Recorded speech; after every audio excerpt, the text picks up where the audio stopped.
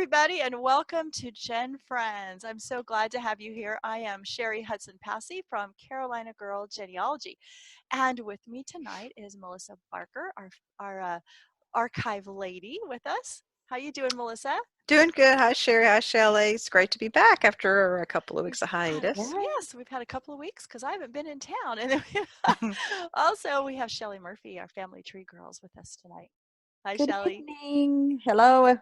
Good to see you. Yes. Well, we thought, since we usually cover the genealogy TV shows, that we talk a few minutes about some of the new episodes that they've had on finding your roots. And so I had to catch up because I haven't been I haven't been around. So I took some notes, and we're going to just talk for a few minutes about some of the stories and the celebrities that have been on, and the records that have been used, and the things that we've been able to learn. And we were going to start with the episode called Beyond the Pale, where they had Jeff Goldblum and Terry Gross and Mark Maron. Is it Maron? Maron on the show. And all of them had interesting ancestors in common. They called it Beyond the Pale because their ancestors were some of those who had been rounded up and taken to the place they called Beyond the Pale, and kept there, and they were kept in terrible conditions. And a lot of people didn't make it out of there, and some of their ancestors didn't, but in some of their cases they were able to find other family members that may have some ways escaped. They talked about whole communities being just devastated, absolutely devastated. So to be able to find any records, I think, for anybody is a miracle in those types of situations. Specifically, Jeff Goldblum, they found that he had a cousin, I think it was a first cousin once removed. First cousin. Mm-hmm. Yeah, that actually they found him, and he had been fighting for the Russian army. Right. I think that's amazing, and he was amazed that he'd be able to go and tell his family that. And he also had an ancestor that came to America, and it came through Canada, which was very interesting. Mm-hmm. And they actually Instead of coming through New York. Yeah, they actually had the ship basically. manifest, which is always cool. I mean, they said, of course they went steerage, like people did. Like a lot of them did. A lot of them did, and somebody, and I'm not sure which one of them said, "Oh, I can't get on a boat for just a few minutes without getting seasick. I can't imagine being on a boat for that long and being able to handle it." But when you need to leave and you go, you're determined, and you're going to go through anything to get out. Survival. You do what Survival. you have to for survival. And how many people are here only because their ancestor got out? Survived. Mm-hmm. Yeah, they're the ones that got out, that either had the foresight to get out, the courage to get out, whatever it may be, to get out. And so and we're talking about World War II and right, and the Jews. Right. And like we're talking before we came on, today is a special day that we remember. Liberation Day. After liberation. Yeah. Right. 75th year after liberation. It's very, very important. As genealogists, we know how important it is to remember all these incidences and events that's happened in our ancestors' lives. But even if we don't have Jewish ancestry, we should be remembering and teaching about what has happened in the past, so we don't repeat it, hopefully. Absolutely. Well, you don't want to lose these memories, right? Because we're only talking 75 years. I'm 68.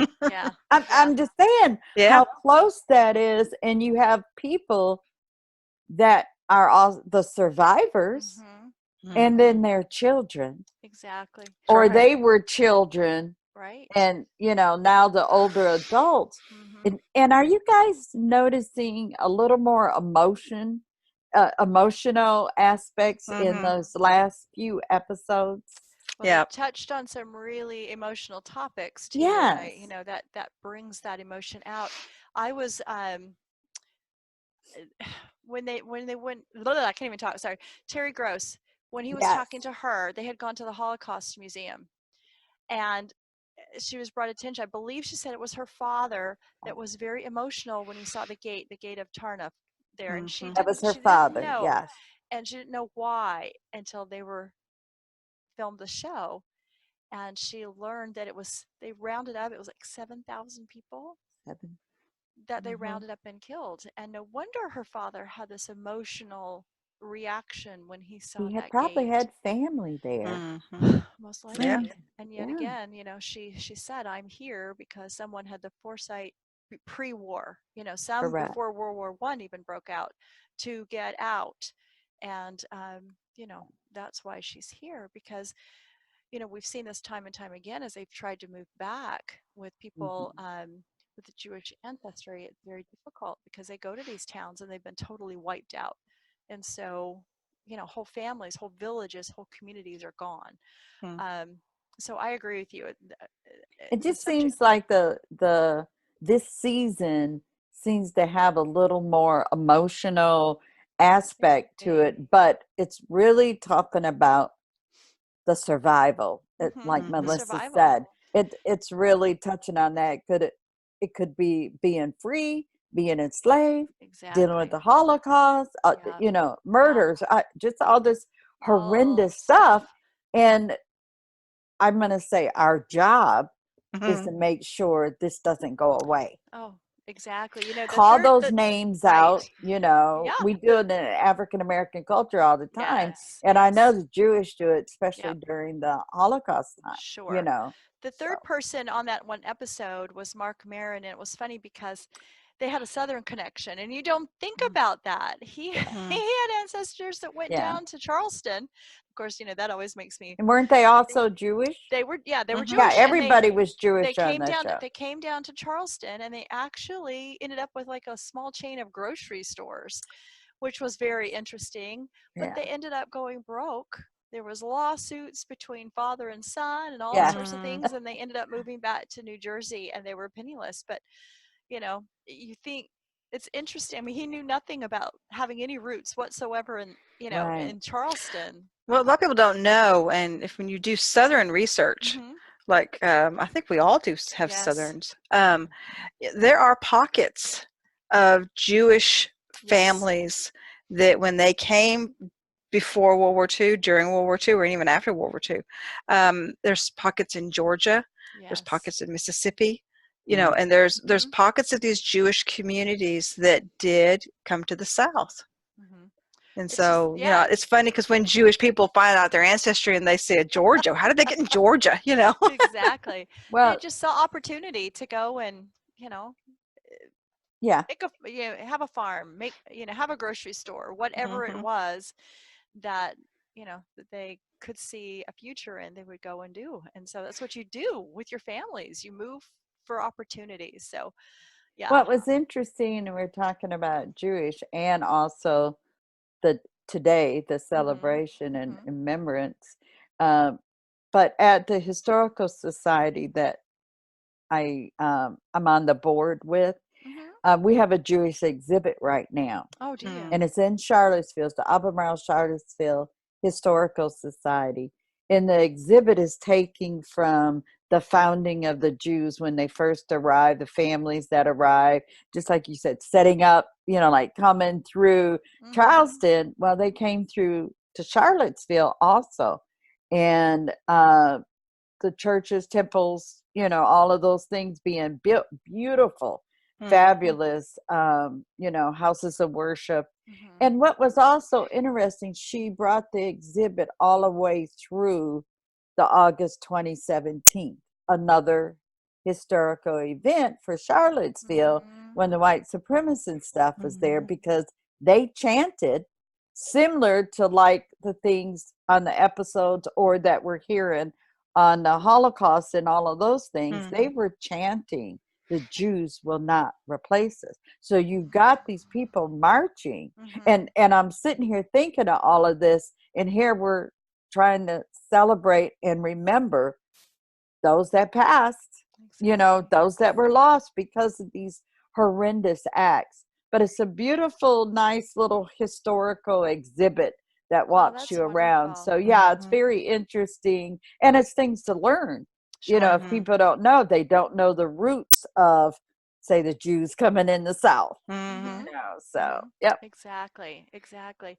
Well, another episode that was on was called Homecomings, and it had Sterling K. Brown, which whom those of us that cry every week with this is us know.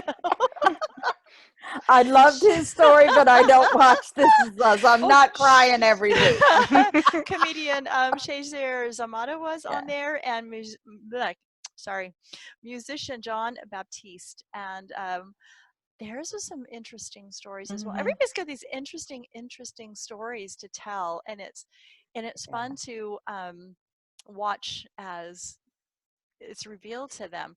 Now, Shelley, Uh-oh. several. I'm going to ask you this question because you, of course, do African American research. I've done some African American Yeah. research, and I'm sure Melissa, you've done some I have. African. But living in the South, you can't Yes, you quite can. not get away from So doing it. Mhm. I know that there's been some people, kind of a little bit of pushback as families are revealed by saying, well, here are the slave schedules, and here is the name of someone who has the same last name as you that was, a slave owner in this time, and perhaps this is your ancestor. How do you feel about that? Because they did that in all three of these stories.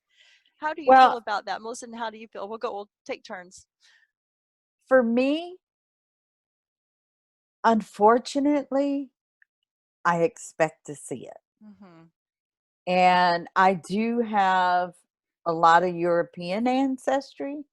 So I could be looking at the slaveholder and know how close it actually was. I think my third or fourth great grandfather was a slaveholder, has 2 children with one of the slaves. Right. What about that And technique, though? The technique of automatically going to those names. I guess you have to start somewhere. well, see, I back up first. I don't just throw it at people. Yeah. I back it up and give them understand the system, Mm-hmm. what was going on, the Mm-hmm. records I'm gonna, and this is if I was with a client Mm-hmm. or if I'm sitting at the table. Let's first walk through to make sure we're all on the same page. So these are some of the examples and things that we might expect. So the blow and the feeling, the gut wrenching is not as bad. Right. I think if I'm clear on what I'm expecting or could expect to come forth. Okay. So, and it's hard. It's really hard with the slaveholding family if they didn't know.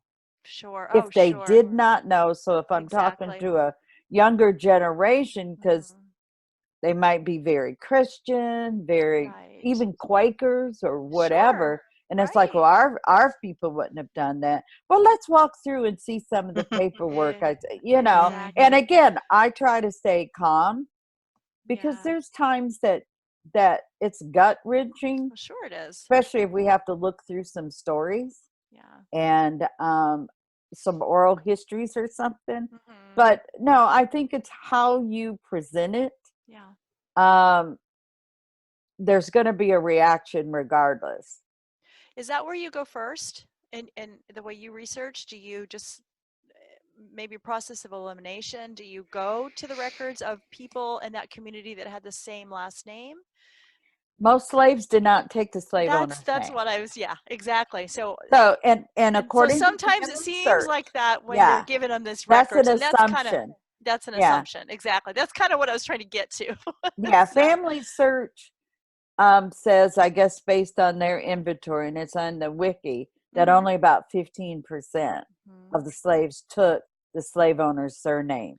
But regardless if they did or not, come 1865, when they went to that field office, they had the opportunity to change it and say whatever it was. Exactly. So I'm hoping that when they're presenting them with these documents on the show, that they've got a little bit more behind it, because they're cutting things. And so, but sometimes I often feel like that's what they're doing is, automatically this is the last name, now find all the people in the community that had that last name, and I start going through their records, and there you are. And so sometimes I worry about that. Melissa, were you going to say something? Oh, I was just waiting for my turn.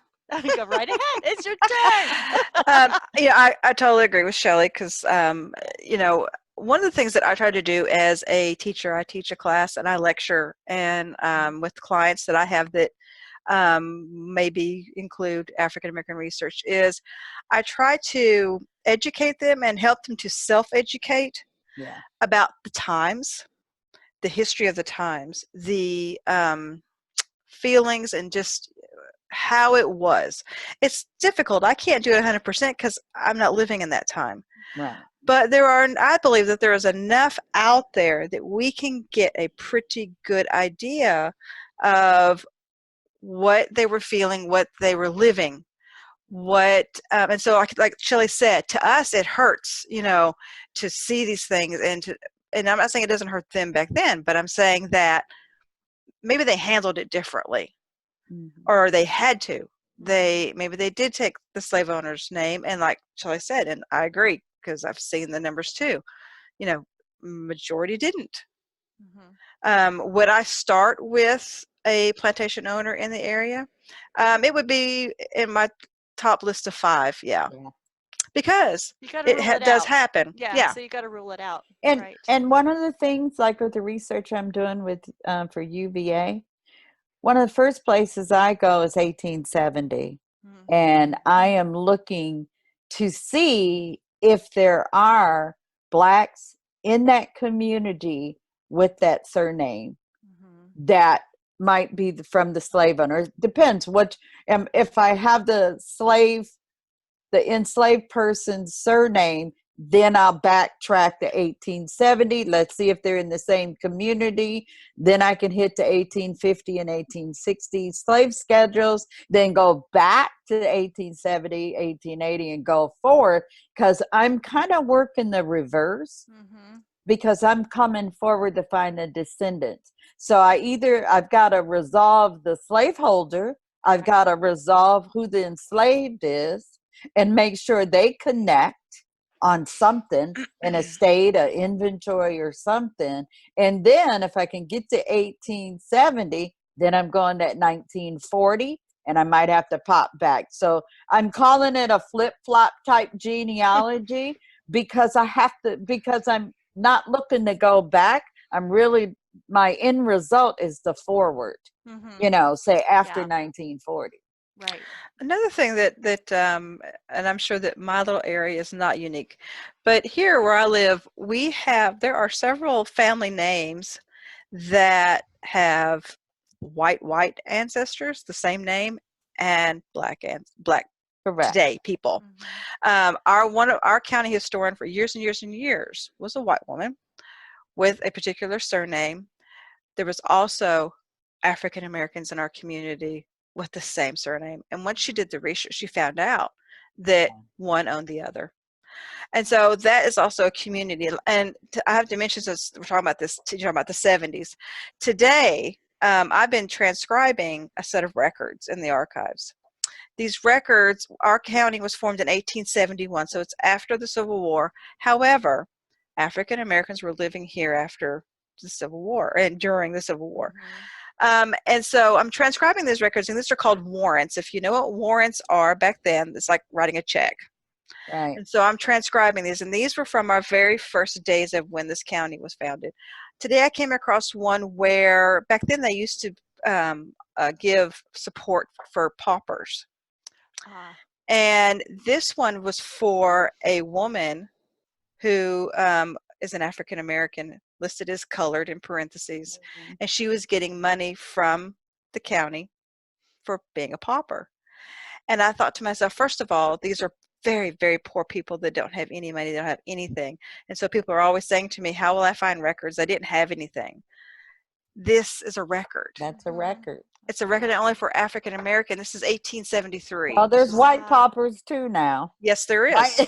And they're listed. And there's white poor people too. But when I saw this, and it was 1873, because I know, the records are sparse sometimes.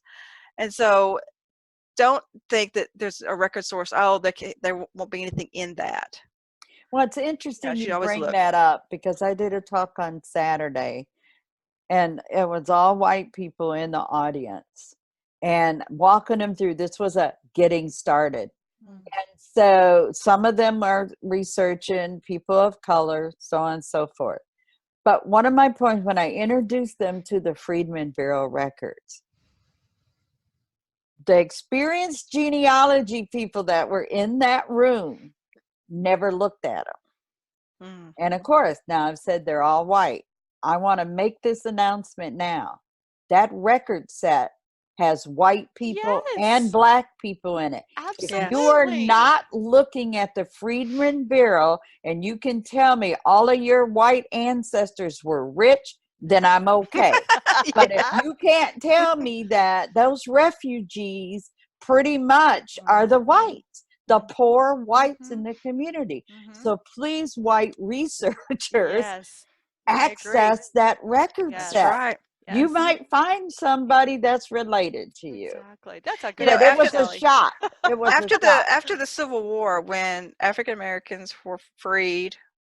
You know, I've been researching my husband's family for over 30 years. His Barker family at that time were sharecroppers. Absolutely. No difference. And you know, and they worked right along with the African Americans because African Americans were sharecroppers as well. So, you know, they're in the same records. Just like Shelley said. The only difference is they wouldn't have came out from being enslaved. Right. And becoming free and becoming a, you know. Exactly. And Melvin Collier made a statement. I listened to Genealogy Adventures, and they do a talk on Sundays. And one of the comments that he made was about, number one, taking the name. I think you mentioned that earlier. Taking the surname.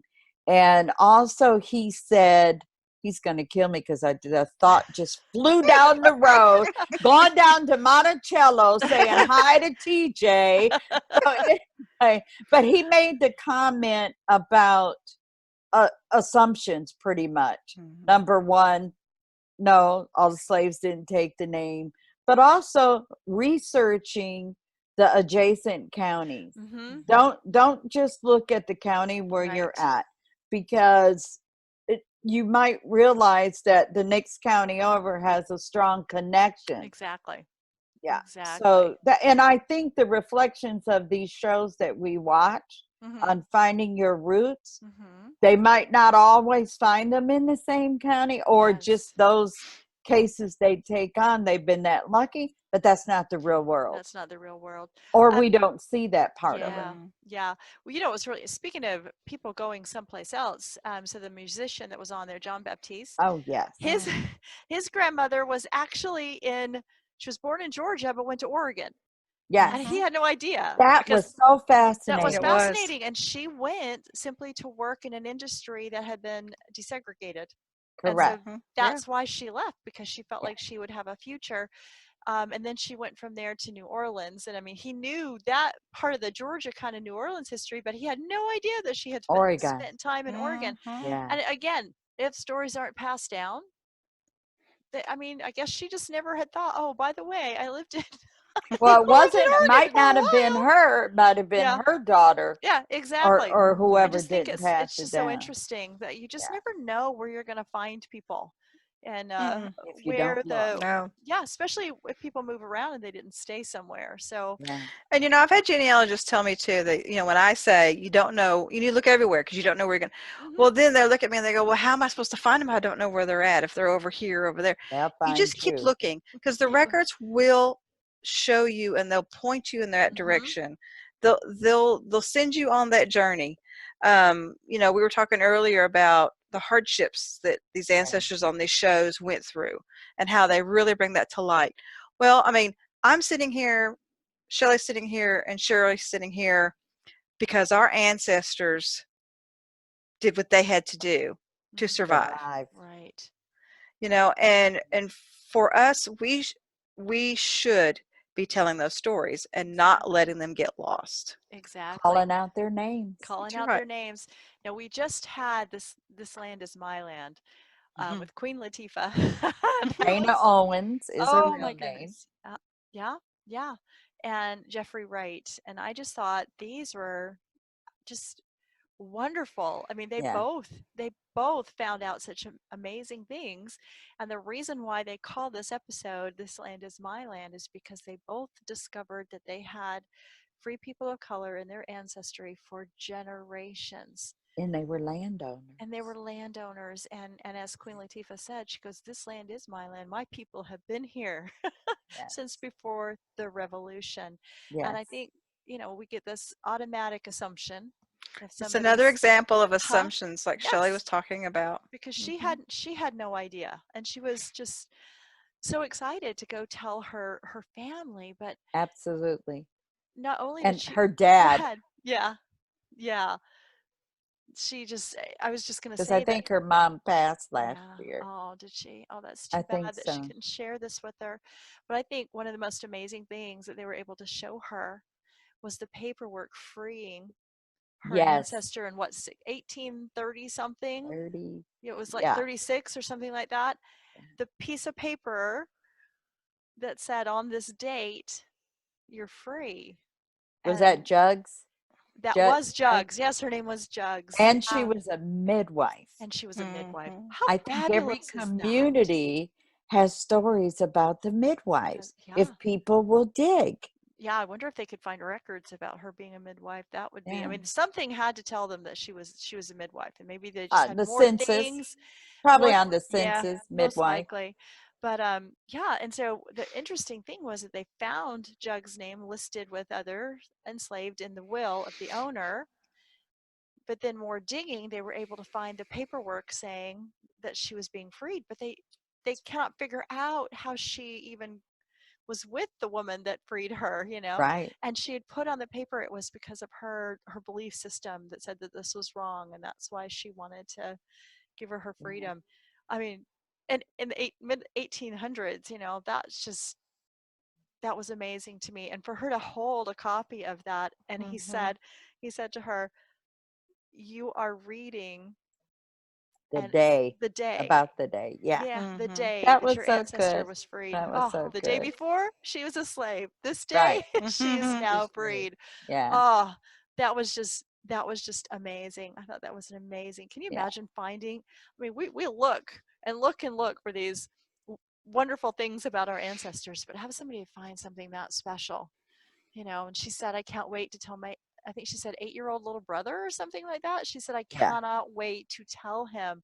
I mean, what power that's going to give him. What a feeling of, I don't know. I just can't even Well, imagine. once you plant that seed, Yes. like my kids have grown up around this because my mom started in the early 70s. I started helping her like in the late 70s. Mm-hmm. So they've heard the stories.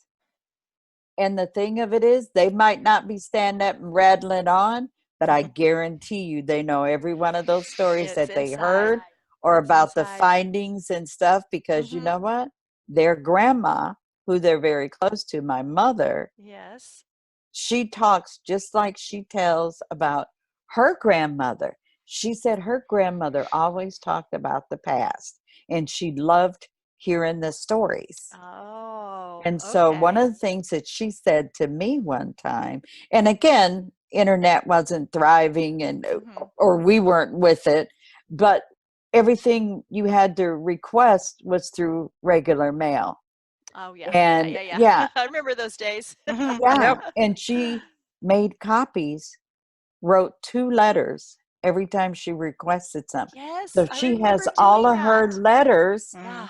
in her trunk when she was Ah, requesting things. We're here yes. now, we're doing it with the click of a button. Exactly. And Exactly. that's what got me going is the questions, hearing what she's saying and what she needed to figure out. Mm. And then the one point of her mother's, on her mother's side, um, her grandfather was a slave. Mm-hmm.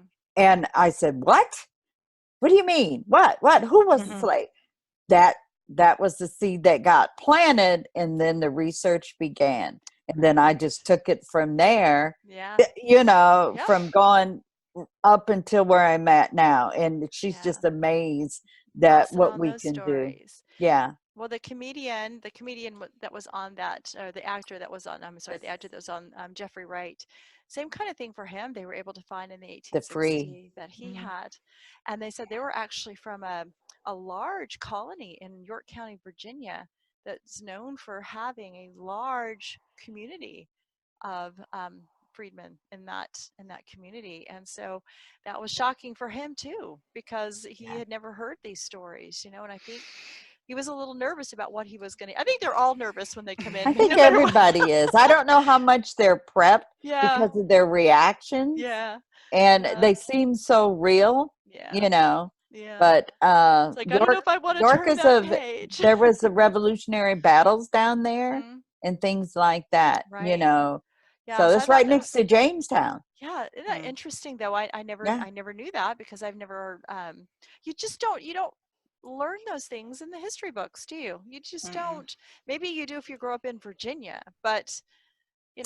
yeah. I didn't grow up in Virginia, Nah. but a lot of times I pick up the old textbooks from garage sales and thrift stores Nothing, because then you know what they were taught.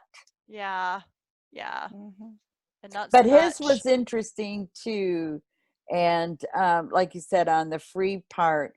But you just sometimes you think those oral histories that you know all of that or some of it. Yeah. But you Until just you don't get know it. other supporting evidence with it. Right. It's an enlightenment. Exactly. The Well, he said, accomplishments. Yeah. yeah, he said, well, I knew when people asked me where I'm from, I would say Virginia and North Carolina. And so it did, because his Yeah. maternal family was from Virginia, and then his paternal family was from Iredell County, North Carolina, where I've got a line from. So Yeah. yeah. So he had that, but he didn't have any details of No. his family. So and it was interesting because one of his ancestors' first name was Workman, and he said, well, that's an Yes. interesting first name that he was probably given for a reason, because he, but Yeah. yeah, I just thought it was really interesting, the things that they're able to find. And I think it's powerful, and I think it's powerful to watch these genealogy TV shows, because number one, it shows us a lot of times, for a lot of people, records we never knew existed, Yeah. and ways to maybe find people that we hadn't thought of before. And it also encourages that telling of family tales. And I think it sparks a desire in everybody who watches to want to find out more about their family. But they just need to understand it takes a lot longer than it does. I'm in the 30 years now. I started in the 70s. And you don't know everything about everybody yet? I still See? have so many brick walls. It is unbelievable. And I've made strides, but there's still just as many. That was another thing at Melvin. My trees are public on on Ancestry. That's cousin bait. They're full of brick walls. You take and copy at your own risk, because I'm not guaranteeing anything. Because sometimes, and I have it built with the brick walls, all the lines with the specific brick walls. Hoping Now, somebody can help you. Yeah, what's in Roots Magic and Family Tree Maker is verified. So there's no issues there. But what's out there I'm going to say out there on the street on Ancestry? Yeah. That you if you take something off of my tree, I don't care if it's from 1300 in England, or if you take something in, Buyer beware. 1850, yeah, genealogists be aware. Yeah, because I've researched that line, but where I get stuck, it's sitting there waiting for bait to come and get it.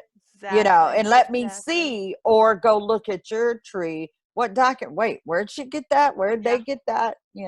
So I was gonna just one last thing from oh gosh, what's his name from This Is Us? Oh, his name just Sterling. Sir, thank you, right out of my head. Thank you.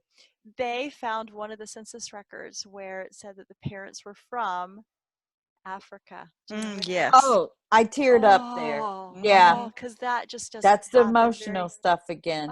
that doesn't happen very often. And No. so, I mean, that just proved that his ancestors were one of some of the last that came in before the Yeah. shipping of human cargo was outlawed. For them to know that their parents came from Africa, that's what it meant.